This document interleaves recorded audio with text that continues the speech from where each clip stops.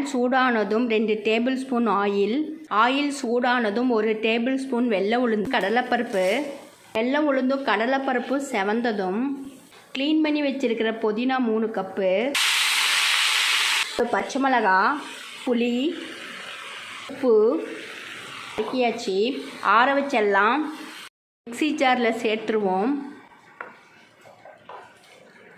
தேங்காய், பொட்டுக்கடலை சேர்த்து மிக்சியில் நைஸாக அரைச்சிடலாம். கிண்ணத்தில் சேர்த்துருவோம். பேன் சூடானதும் 1 டீஸ்பூன் ஆயில் சூடானதும் 1/4 டீஸ்பூன் கடுகு, ஸ்பூன் வெள்ளை உளுத்தம்பருப்பு, கடலைப்பருப்பு. கடுகு பொரிஞ்சதும் கடலைப்பருப்பு உளுத்தம்பருப்பு செவந்ததும் வரமிளகாய் 1, கறிவேப்பிலை.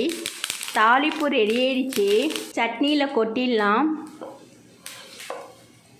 புதினா சட்னி ரெடி ஆயிடுச்சு.